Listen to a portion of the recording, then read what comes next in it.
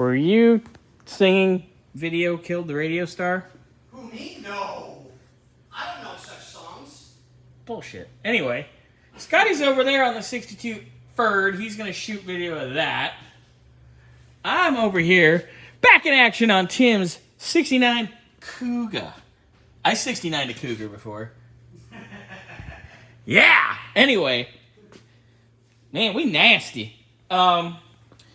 Got some parts down here for Mr. Tim. I gotta dump the oil from the other day. Kickdown rod. That's finally here. We got a strut rod we gotta replace. Got bushings for both of them. I gotta open up the boxes here too, because those are gonna be a surprise, and I get to play What's in the Box? Alright, so we got our kickdown in. And of course, way out of adjustment. This thing's not long enough. But I had to make a spring as well, because there was no spring on our kickdown linkage. But there she goes. Works perfectly. Clamps are on the top here. It's got the clip. Put the bottom one in already.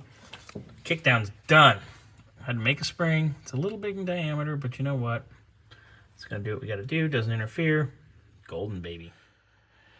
All right, I'm here under the Cougar. I've been under a Cougar before.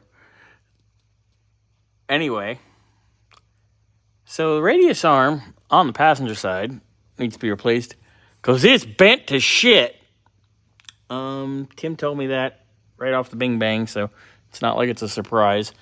So Mr. Tim's got us a new one down there with some fresh bushings. These bushings on the car are actually very fresh. They're nice, and they're Moogs. So he has a full set, but we're not going to take the other side apart because they are perfect still. Brand new-ish. I mean, they're probably a couple years old, but they're soft. They're good. So we're not going to, you know, don't fuck with what you don't need to fuck with, boys and girls.